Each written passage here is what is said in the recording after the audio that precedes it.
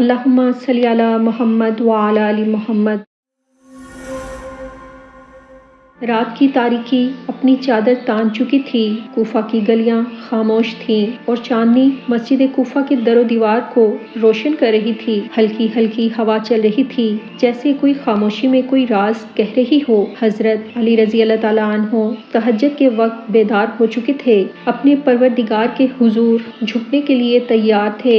حضرت علی رضی اللہ تعالیٰ عنہ جب مسجد کی طرف روانہ ہوئے تو راستے میں کچھ مرغابیاں راستہ روک کر چیخنے لگیں۔ حضرت علی رضی اللہ تعالیٰ عنہ نے فرمایا، یہ پرندے آج کسی بڑی مصیبت کی خبر دے رہے ہیں۔ یہ الفاظ سن کر ان کے ساتھیوں کے دل دھڑک اٹھے، مگر حضرت علی رضی اللہ تعالیٰ عنہ ہمیشہ کی طرح مطمئن تھے۔ جیسے ہی آپ رضی اللہ تعالیٰ عنہ مسجد میں داخل ہوئے، سجدے میں گئے تو عبد الرحمن ابن ملجم نامی خارجی آگے بڑھا۔ اس کے ہاتھ میں زہر میں بھجی ہوئی تلوار تھی۔ جیسے ہی حضرت علی رضی اللہ تعالیٰ عنہ سجدے سے سر اٹھانے لگے، اس نے پوری قوت سے تلوار کا وار کر دیا۔ حضرت علی رضی اللہ تعالیٰ عنہ کے لبوں سے الفاظ نکلے، رب کعبہ کی قسم، میں کامیاب ہو گیا۔ مسجد میں کوہرام مچ گیا، لوگ گھبرا کر آپ کی طرف لپکے، مگر زخم گہرا تھا، خون بہہ رہا تھا، مگر آپ کے چہرے پر سکون تھا۔ آپ رضی اللہ تعالیٰ عنہ کو فوراً گھر لے جایا گیا۔ حضرت حسن اور حضرت حسین رضی اللہ تعالیٰ عنہ روتے ہوئے آپ کے پاس آئے۔ حضرت علی رضی اللہ تعالیٰ عنہ نے محبت سے انہیں اپنے قریب کیا اور فرمایا، بیٹو، ہمیشہ اللہ سے ڈرتے رہنا، مظلوم کا ساتھ دینا، ظالم کے خلاف کھڑے رہنا اور امت کو جوڑ کر رکھنا۔ آپ رضی اللہ تعالیٰ عنہ نے فرمایا کہ اگر میں بچ گیا تو میں خود فیصلہ کروں گا، اور اگر اللہ کی تقدیر پوری ہو گئی تو میرے قاتل پر بدلہ لینے میں حد سے نہ بڑھنا۔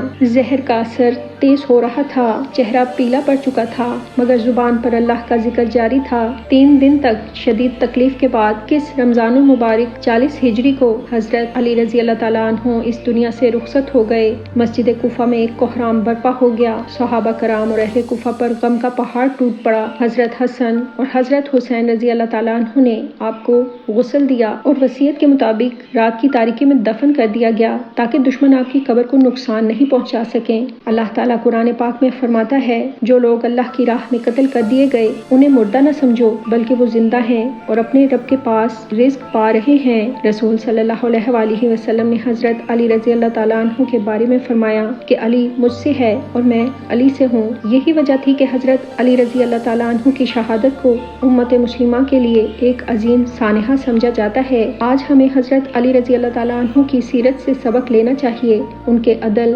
انصاف، تقوی، بہادری اور علم کی روشنی میں اپنی زندگی کو بہتر بنانا چاہیے۔ اگر آپ کو یہ ویڈیو پسند آئی ہو تو اسے آگے شیئر کریں، چینل کو سبسکرائب کریں اور بیل آئیکن دبائیں تاکہ مزید اسلامی معلومات آپ تک پہنچ سکیں۔ السلام علیکم یا امیر المؤمنین، یا اللہ ہمیں حق اور باطل میں فرق سمجھنے کی توفیق دے، ہمیں علم و عمل کی روشنی عطا فرما اور ہمیں حضرت علی رضی اللہ تعالیٰ عنہ کے نقش قدم پر چلنے کی ہمت دے، آمین یا رب العالمین۔